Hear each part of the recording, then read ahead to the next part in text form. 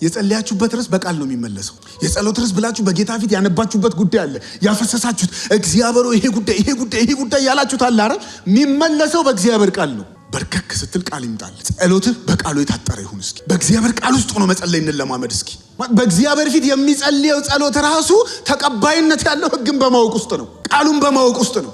ይሄን ዘግተህ እግዚአብሔር እኮ አልተናገረኝም ስንት ነገር ጠይቄው አይሰራም። አንብቡ፣ ቃሉን ውደዱት።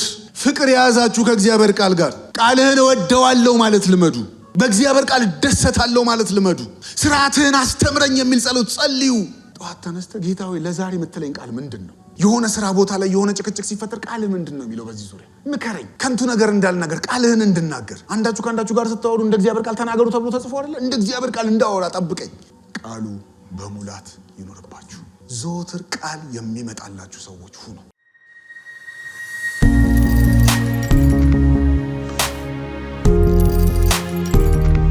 የተለየ መልእክት አይደለም፣ ከትምህርቱ ጋር ተያይዞ የመጣ ነው። ግን ልባችን ላይ እንዲከብድ የፈለገውን የጌታ መንፈስ ልባችን ላይ ቅርቅር ሊያደርገው የፈለገው ነገር ስላለ ስለሱ ነው የምንነጋገረው። ብዙ ቦታዎች ላይ እነዚህ ቃሎች ቢኖሩም፣ ብዙ የመጽሐፍ ቅዱስ ክፍሎች ላይ እነዚህ ቃሎች ቢኖሩም፣ እኔ ልብ ላይ ግን መጥቶ ክሊው ብሎ ተደውሎ የገባው ቃል አንድ ነው። ዘካርያስ ምዕራፍ 1 ቁጥር 1 የእግዚአብሔር ቃል ወደ በራክልዩ ልጅ ወደ ዘካርያስ እንዲህ ሲል መጣ የሚለው ቃል፣ ይሄ ቃል ነው ልቤ ላይ የገባው። የእግዚአብሔር ቃል ወደ በራክልዩ ልጅ ወደ ዘካርያስ እንዲህ ሲል መጣ። ምንድን ነው የሚመጣላችሁ? ዛሬ ቃል ይመጣላችኋል። አሜን የሚል ቀድሞ ያገኘዋል። ለዘካርያስ ቃል መጣለት የሚለው እንዳለ ጌታ ዛሬ ቃል ያመጣልናል። ዛሬ ብቻ ግን አይደለም። ዘካርያስ ነብይ ስለሆነ ነው እንዲህ ስለሆነ ነው። እሺ ወደ ኋላ ሄዱና ተውት እሱን። በአዲስ ኪዳን ሁላችንም ከእግዚአብሔር ጋር ካለን ቅርበት የተነሳ ቃሉ በልባችን ላይ ዕለት ዕለት ሊመጣልን ተፈቅዶልናል። እያንዳንዷ የህይወታችን ክፍል ቃል መጥቶልኝ ነው እያልን ልንኖር ተፈቅዶልናል። ስለዚህ በጌታ መንፈስ ሆኜ በትንቢት መንፈስ ሆኜ እላችኋለሁ፣ ከጌታ ጋር ቅርብ እስከሆናችሁ ድረስ ቃል ይመጣላችኋል። ጸልየህ መልስ አጣው የምትልበት ኢንቫይሮንመንት ላይ ቃል ነው የሚመጣል። ብዙ ጊዜ ልምዶቻችን ከሆነ አገልጋይና ከሆነ ነቢይ ከሆነ ሰው የሆነ ቃል የመፈለግ ቴንደንሲው ስላለን ብዙ ስለምንታገል ነው።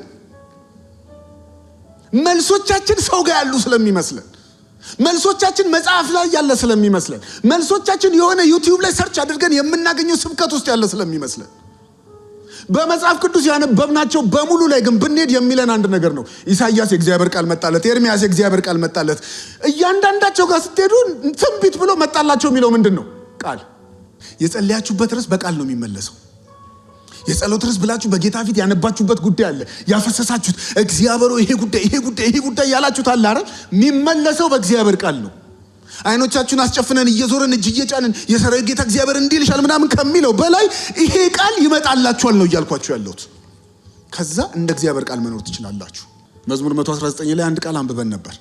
እንድታዘዝህ ማስተዋል ስጠኝ የሚል ቃልህ እንደዚህ ነው፣ እኔ ደግሞ እንድታዘዝህ ማስተዋል ስጠኝ የሚል ቃል አንብበን ነበር።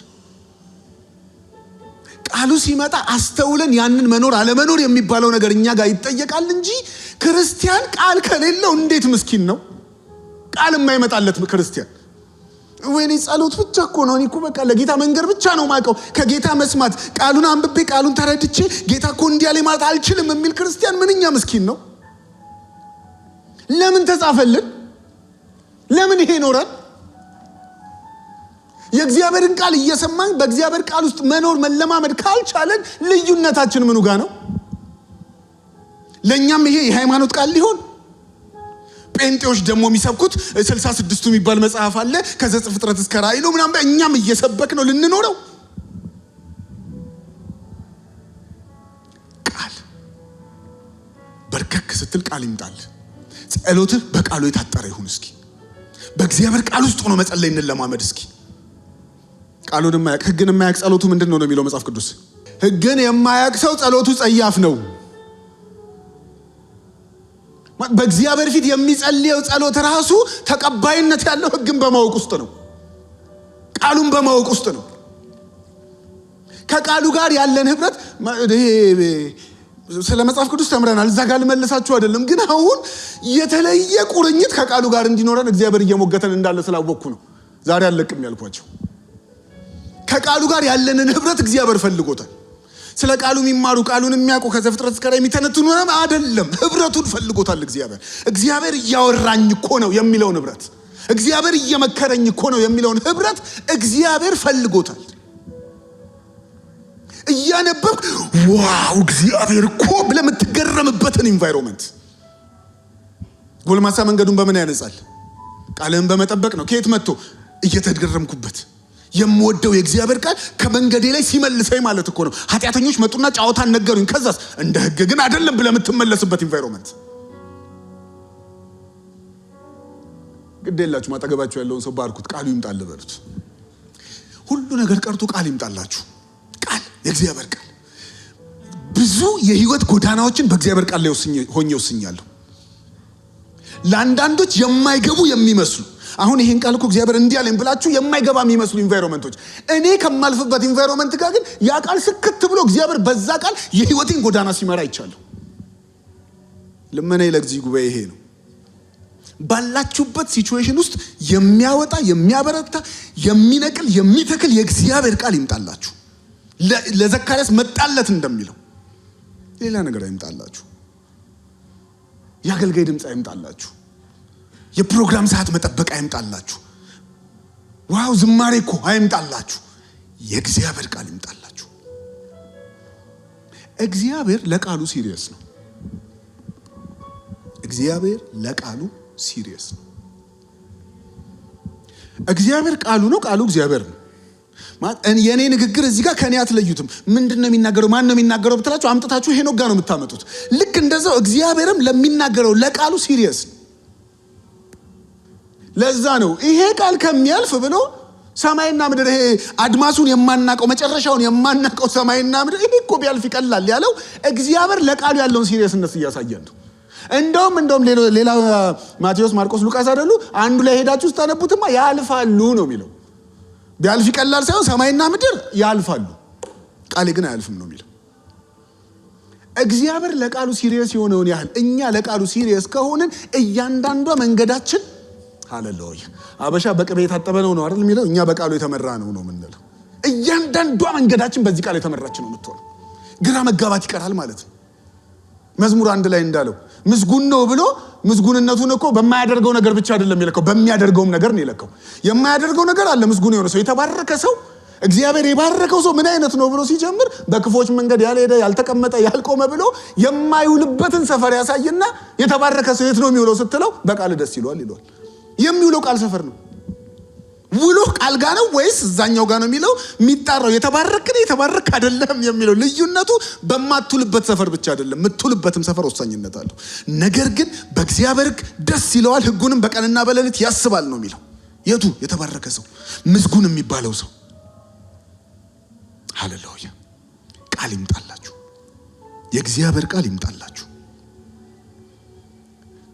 ታክሲ ላይ ከምታነቧቸው ጥቅሶች አልፎ ማለት ነው።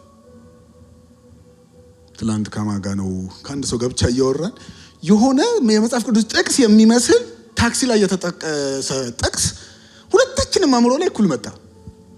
ትዕግስት መራራ ናት ፍሬዋ ግን ጣፋጭ ነች የሚል መጽሐፍ ቅዱስ ይመስላል። የለም ኮንሴፕቱ አለ፣ ያዕቆብም ላይ አለ፣ ጴጥሮስም ላይ አለ። ቃል እኮ ነው ሊመጣልን የሚገባው። ስለ ትዕግስት አስቤ የታክሲ ጥቅስ ይምጣልኝ? ትዕግስት የሚለውን ነገር ሳስብ የሆነበት የተጻፈ የሆነ አባባል ይምጣልኝ? ቃል ይምጣላችሁ፣ ቃል ይምጣላችሁ። እግዚአብሔር ለቃሉ ምን ያህል ሲሪየስ እንደሆነ ላሳያችሁና እንጸልያለን። 3 የተለያዩ ክፍሎችን ነው ምተርክላችሁ። አንደኛ ሳሙኤል ላይ ያለ 2 ምዕራፎችን ነው። ሁለተኛ ሳሙኤል ላይ አንደኛ ሳሙኤል ላይ 1፣ ሁለተኛ ሳሙኤል ላይ 1፣ አንደኛ ዜና ላይ 1 ምዕራፎች ናቸው። ተመሳሳይ ታሪክ ናቸው፣ ግን በተለያየ ፐርስፔክቲቭ ላሳያችሁ ስለፈለኩ ነው። ሁለተኛ ሳሙኤል ላይ አንድ ቃል ላነብ ስለምፈልግ ቀድሜ ላንብበው።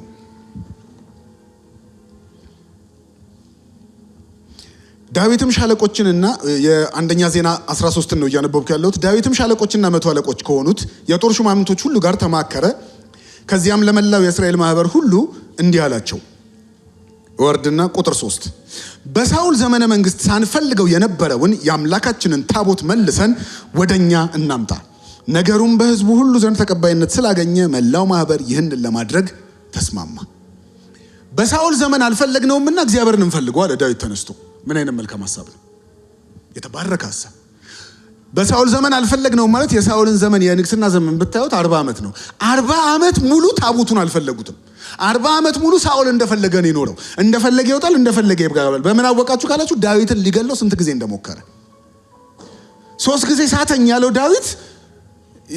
ዳዊት በሌለበት ጦር እየወረወረ አይደለም። ይወረውራል፣ እንዴት እንደሆነ ሳይታወቅ ቀስቱ እየታጠፈ ነው። ይህ ቀስት እንዴት ነው የሚስተው ብሎ አሁንም ድጋሚ ይሞክራል እንጂ እግዚአብሔር ልውጋው የለም። 40 ዓመት ያለ እግዚአብሔር ምሪት ሳኦል እስራኤልን ይዞ መራ። ልክ ዳዊት ግን ስልጣን ላይ ሲወጣ አንድ ነገር ትዝ አለው። 40 ዓመት ሙሉ አልተፈለገም እግዚአብሔር። የእግዚአብሔር ታቦት አልተፈለገም 40 ዓመት ሙሉ አልፈለግነውምና በሳኦል ዘመን ያልፈለግነውን እግዚአብሔርን እንፈልግ፣ ታቦቱን ወደ ኢየሩሳሌም እናምጣ አላቸው።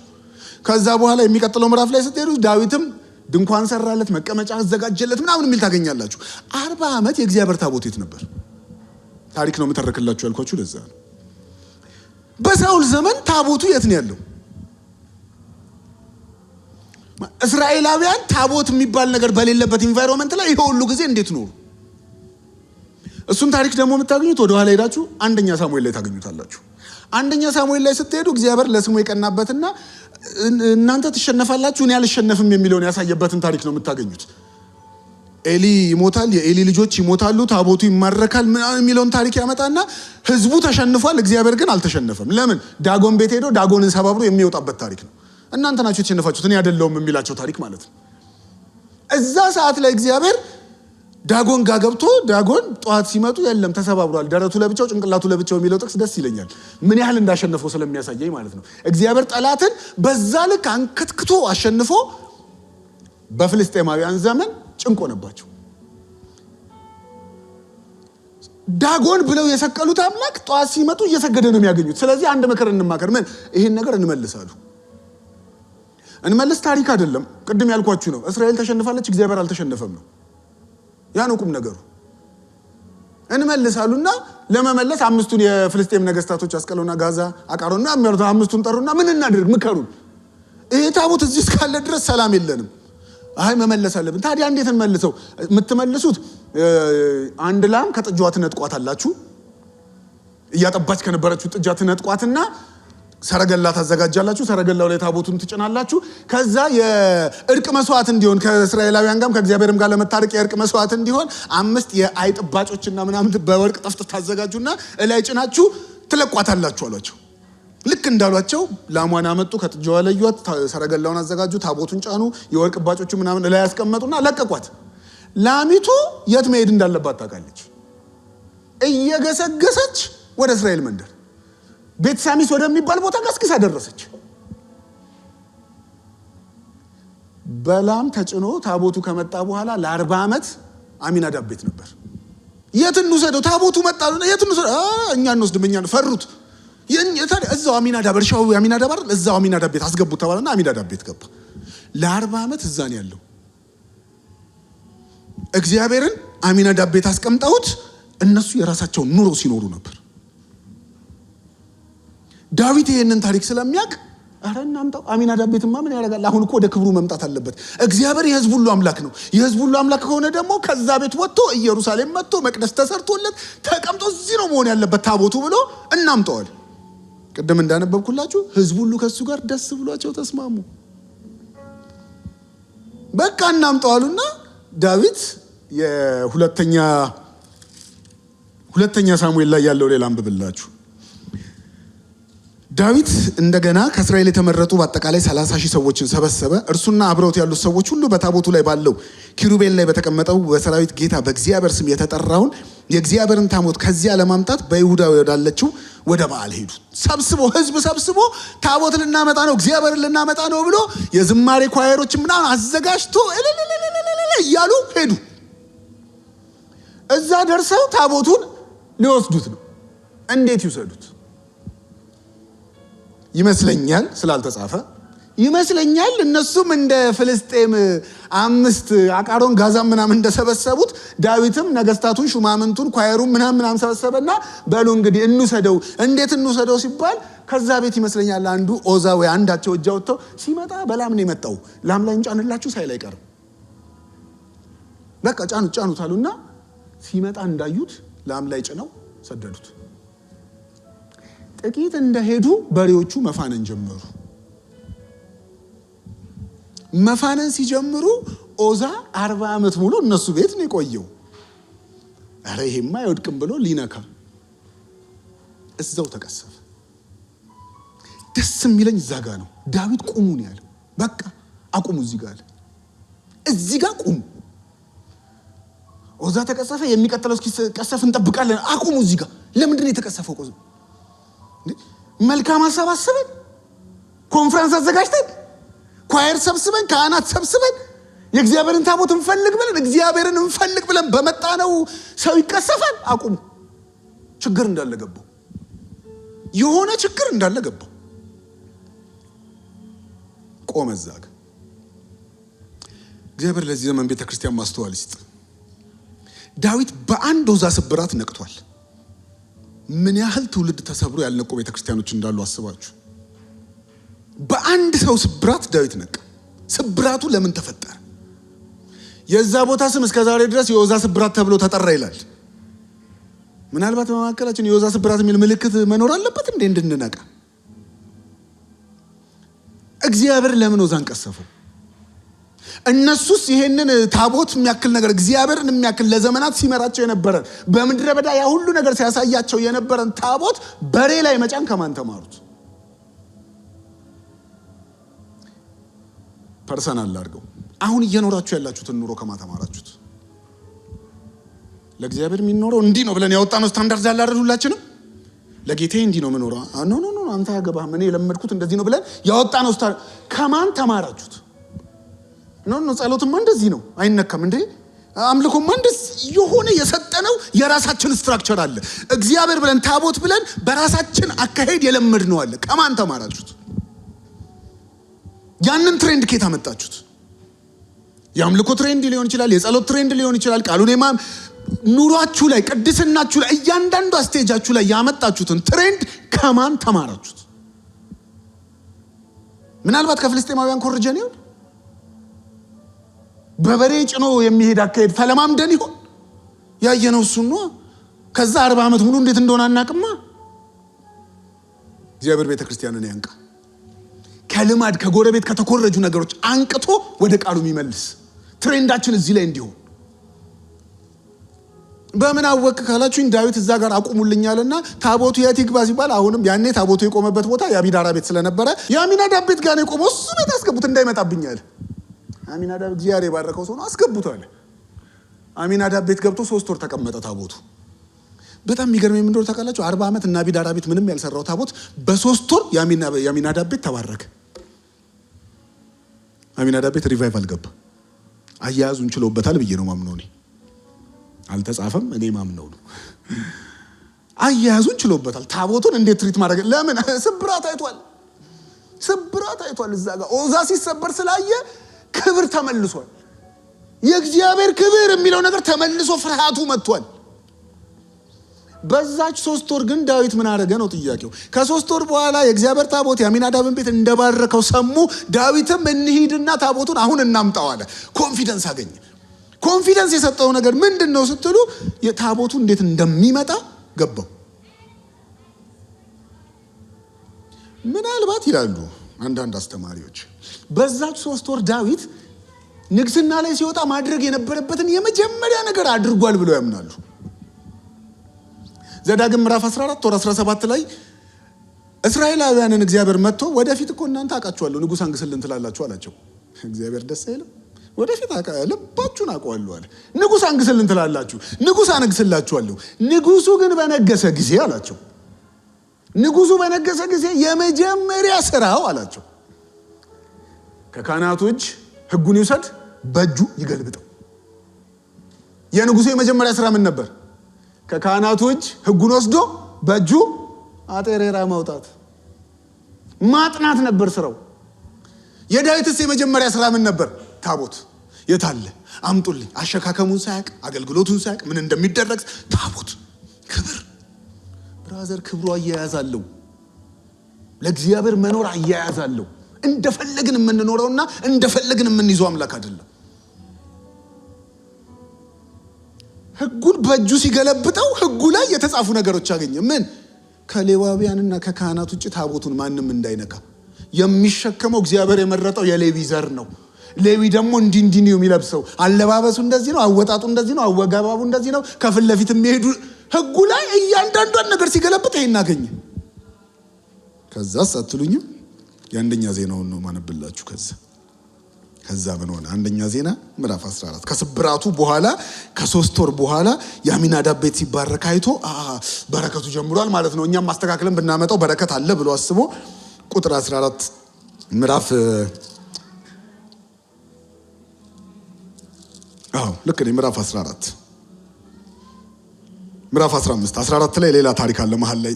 ምዕራፍ 15 ታቦት ወደ ኢየሩሳሌም ተወሰደ። ዳዊት በስሙ በተጠራችው ከተማ ለራሱ ቤቶችን ሰራ፣ ለእግዚአብሔርም ታቦት ቦታ አዘጋጅቶ ድንኳን ተከለ። ከዚያም ዳዊት የእግዚአብሔርን ታቦት እንዲሸከሙና ለዘላለም በፊቱ እንዲያገለግሉ እግዚአብሔር ከመረጣቸው ከሌዋውያን በቀር የእግዚአብሔርን ታቦት ማንም አይሸከም ሲል አዘዘ። ገባው። የክብሩ አያያዝ ገባው። ለእግዚአብሔር እንዴት እንደሚኖር ገባው።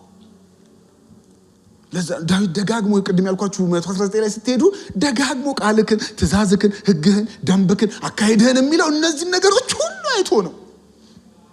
በከዚህ ሁሉ ውስጥ የወጣ ጸሎት ነው። አካሄድን አስተምረኝ። ለምን ፈራለሁ? ለምን አይቷል። ለእግዚአብሔር እንዴት እንደሚኖር ማወቅ የሚፈልግ ይኸው። እንዴት ልኑርለት ለጌታዬ?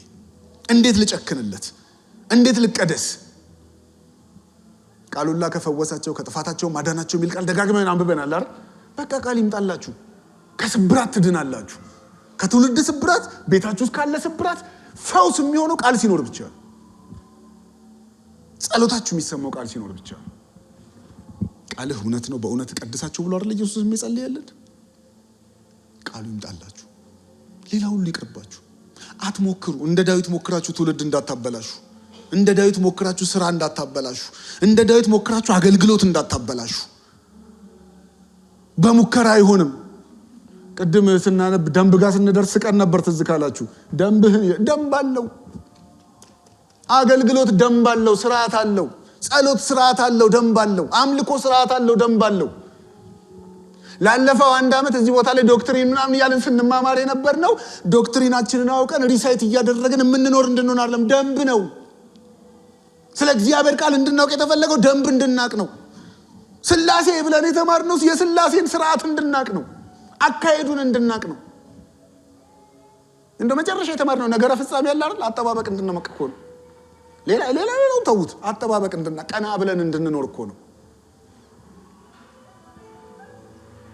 አሁንም መርቁልኝ አጠገባችሁ ያለውን ቃሉ ይምጣል በሉት። ሁሉ ቀርቶ ቃሉ ይምጣል በሉት። ቴክ ታይም። ለቃሉ ጊዜ ስጡ። ተመለሱ። ወደ እግዚአብሔር ቃል ተመለሱ። ይሄ ትውልድ ወደ እግዚአብሔር ቃል ይመለስ። በስብከቶች ውስጥ ኢንጆይ እያደረገ የእግዚአብሔርን ቃል የሰማ መስሎት ከመኖር ውስጥ ይመለስ። ያንብብ። አንብቡ፣ ጸልዩ። እየጸለያችሁ አንብቡ፣ እያነበባችሁ ጸልዩ። አሁን ዘመኑ ይሄ ዩቲዩብ ስላለ በቃ የምንፈልገውን ስብከት በደንብ አጠናክሮ የሚሰብከን ስላለ በርዕስ ገብተን መርጠን እንሰበካለን። እግዚአብሔር ጆሮቻችንን ይክፈት። እያነበብን መስማት እንልመድ። ይሄን እያነበብን ጌታዬ እያልን መስማት እንልመድ። ደስ ከሚሉኝ ቅድም አባባል ወዳለው ብያቸዋለሁ። ሌላ ደስ ከሚሉኝ አባባሎች አንዱ የእግዚአብሔርን ቃል ዘግቶ እግዚአብሔር አልተናገረኝም ማለት ራስ ላይ መፍረድ ነው። ይሄን ዘግተ እግዚአብሔር እኮ አልተናገረኝም ስንት ነገር ጠይቄው አይሰራም። ለእያንዳንዱ ስፔሲፊክ ነገር ለዚህ እያልኩ አልሰጣችሁም። ግን ጀነራል የሆነው ለእግዚአብሔር እንዴት እንደሚኖር ለጥያቄዎቻችን ሁሉ መልስ እዚህ ውስጥ አለ። በዚህ በአጭር ዘመኔ አይቼዋለሁ። ታዲያ ምንድነው የምጨቀጭቀን? አንብቡ፣ ቃሉን ውደዱት። ፍቅር የያዛችሁ ከእግዚአብሔር ቃል ጋር ቃልህን እወደዋለሁ ማለት ልመዱ። በእግዚአብሔር ቃል ደሰታለሁ ማለት ልመዱ። ስርዓትህን አስተምረኝ የሚል ጸሎት ጸልዩ። ወደ ኋላ አርፍዳችሁ ለመጣችሁ መጀመሪያ ያነበብነው ዕብራውያን ምዕራፍ 4 ቁጥር 12 ነበር። የእግዚአብሔር ቃል የሚሰራ ሕያው ሁለት አፍ ካለው ሰይፍ ይልቅ የተሳለ ነው፣ አጥንትንና ጅማትን ነፍስንና መንፈስን እስኪለይ ድረስ ይወጋል የሚለውን ነፍስና መንፈስ መካከል ልዩነት አለ የለም እያሉ እስከ ዛሬ እየተጨቃጨቁ ነው። ቃሉ ይለያል። ጨቀጨቁን ቃሉ ነው የሚለየው፣ ችግር የለው። አጥንትና ጅማት መካከል ይለያል ይላል፣ ይወጋል ይላል። ከዛ ይሄ ቃል እኔ ህይወት ጋር መጥቶ እንዴት ይስራ ስንል መዝሙር 119 ላይ ሄደን ዳዊት የጸለየውን ጸሎት ነው የተነጋገርነው። ምን ብሎ ጸለየ? አስተምረኝ፣ ቃልህን አስተምረኝ፣ ስርዓትህን አስተምረኝ፣ አካሄድህን አሳየኝ፣ ደንብህን አስተምረኝ። ለምን? ደንብህ ደስ ይላል። ቃልህን እወደዋለሁ፣ ስርዓትህን እወደዋለሁ። ደግሞ ካስተማርከኝ በኋላ ዕለት ዕለት ያንን እያደረግኩ እየታዘዝኩ መኖር እችል ዘንድ ማስተዋል ስጠኝ። ኧረ ይጸለያል። ማስተዋል ስጠኝ፣ እያነበብኩ እንዳስተውል እርዳኝ ተብሎ ነው የሚነበበው። ለካ አሁን ባወራ ነው ውስጥ ሆናችሁ ቃሉን ስከፍቱት የእግዚአብሔር ቃል ወደ በራኪው ልጅ ወደ ዘካርያስ እንዲህ ሲል መጣ እንደሚለው የእግዚአብሔር ቃል ወደ ሄኖክ መጣ ብዬ ነው ማወራው። ይሄው መጣ። ቃሉ ይምጣላችሁ፣ ቃሉ ይምጣልሽ፣ ቃሉ ይምጣልህ። ሁሉ ይቅር፣ ቃሉ ይምጣል። የየለት ልመናዬ ቃል ስጠኝ ጌታ ይሁን አለ። የተለመደ እንትን ስለሆነ እሱም ያስፈራል አይደል? ግን ቃል አለ የሚል የሆነ የሃይማኖት ነገር ኖ ሃይማኖቱን አንድ ያስቀምጡትና እኔ ቃል እወዳለሁ፣ እኔ ቃል እወዳለሁ። ቃል ከመጣልኝ አልፈራም። የእግዚአብሔር ቃል እንዲህ ይላል ካልከኝ አልፈራም። ቦልዶኝ የምወጣው ያኔ ነው። ጠዋት ተነስተ ጌታ ሆይ ለዛሬ የምትለኝ ቃል ምንድን ነው?